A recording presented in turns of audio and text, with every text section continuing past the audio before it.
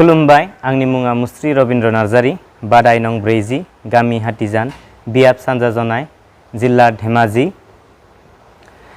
बाथि दिंखन बोर आरो निमाहा बिनाय आरजनि गिबि सिरि अ मुलुगनि गुदि बोराइ बाथौ।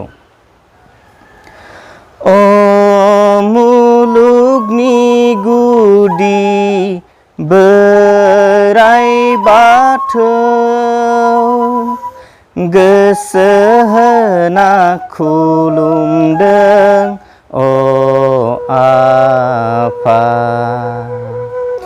बोर सास्रि हरदो अ आफा जोंखौ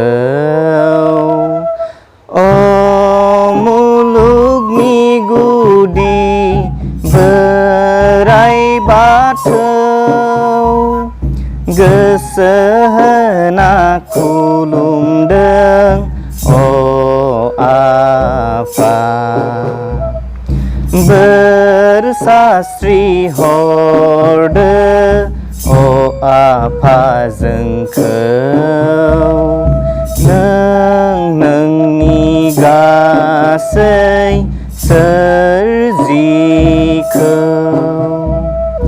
अराय सम आलो गोजोन जै जै मै मै सुखु गोजोन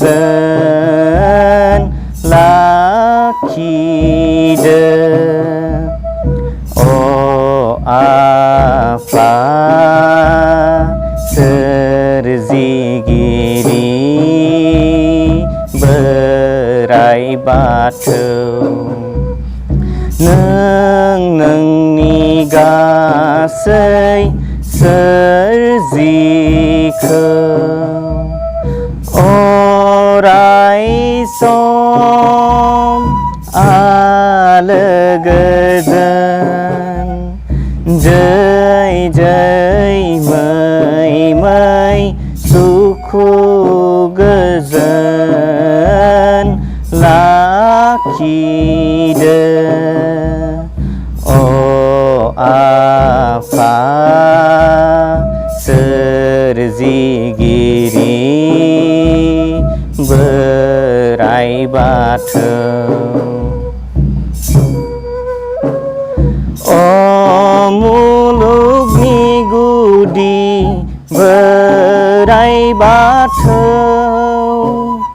गोसो होना खुलुमदों अ आफा बोर सास्रि हरदो अ आफा जोंखौ अ मुलुगनि गुदि बोराइ बाथौ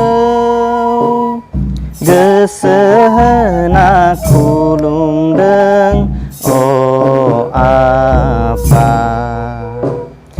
बोर सास्रि हरदो अ आफा जोंखौ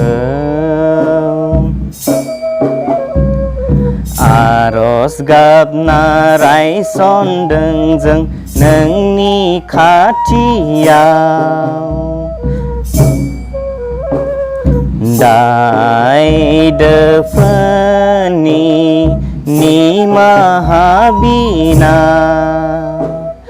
गासै हामैनिफ्राय जोंखौ बासायदो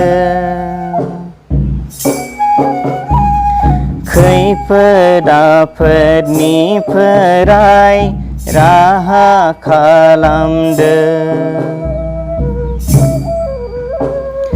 आरज गाबना रायसनदों जों नोंनि खाथियाव दाय दोफोननि निमाहा बिना गासै हामैनिफ्राय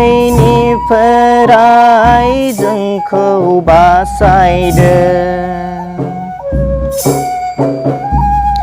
खैफोद आफोदनिफ्राय राहा खालामदों। अ मुलुगनि गुदि बोराइ बाथौ, गोसो होना खुलुमदों अ आफा। बोर सास्रि हरदो अ आफा जोंखौ। अ मुलुगनि गुदि बोराइ बाथौ, गोसो होना खुलुमदों अ आफा। बोर सास्रि हरदो अ आफा जोंखौ।